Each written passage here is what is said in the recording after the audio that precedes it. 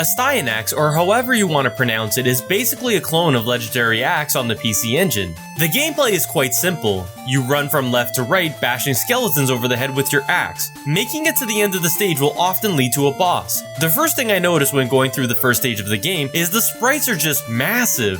The main character is at least doubled in size over other action platformers on the NES. You can power up your sword by getting a power-up that lets you go from a broad axe to a spear to finally a sword. The sword can kill most enemies in one shot by having a fully powered up meter. Pressing up and B uses your magic attack that you can switch between a couple of different options. You have to pause, then press up or down to switch between. The one you start off with is a blast that shoots a fireball in all directions. This one can take out most enemies on the screen. The second is called Bolt, which is the most powerful spell. The last one is called Bind, that freezes enemies for several seconds and uses the least amount of energy.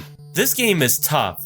Like NES tough. Astyanax doesn't give you save points where you can just come back if you need a break. You have to resort to the good old put a good piece of tape on the light while the NES is still on if you wanted to save your progress. I hated when Astyanax would just screw you over by making you fall into pits from being knocked back, or saving your magic meter for the boss just to have them not die by using the entire meter up. You're then left scrambling while slashing away at the leftover boss's health. The difficulty really ramps up by stage 3 where you fall down, face a mini-boss, move into the boss room, not only to go through one, but 2 forms. I mean, could this be any harder? There's all kinds of storylines going on in Astyanax. It starts off with the girl of your dreams haunting you while you're late to the high school biology class. All of a sudden, you're transported into another world by the fairy. You're then sent out to save a princess who's being held captive by the evil wizard. So yeah, a pretty typical storyline for a game of this caliber. The cutscenes really blew me away. Some of them scream Ninja Gaiden the way that the animations take place. The levels were pretty basic. There's not much going on in terms of special effects like parallax scrolling or anything like that. It does a decent job of making you feel like you're in a generic forest or another generic cave.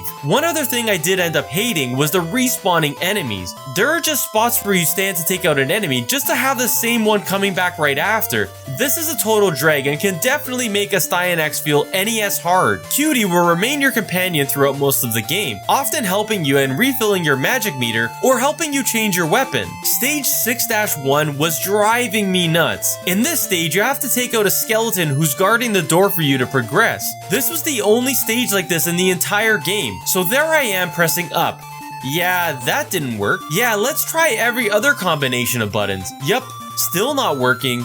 You actually have to hold up for about 3 seconds in order to enter the door. Who puts this in the game? What's next? Press A to jump, but wait 3 seconds for it to actually kick in? At the end of Astyanax, there's a boss rush that really wasn't too tough. I often think that boss rushes are a bit of a cop-out. I don't know, maybe it feels different to take the platform upwards in what appears to be the magic carpet from Aladdin. There is an arcade version of the game called The Astyanax. Yes, The Astyanax. Are we confusing The Astyanax with the other Astyanax? I don't get it. The arcade release doesn't play or feel like the NES version at all. It's really a good thing that this NES port is nothing like the arcade version.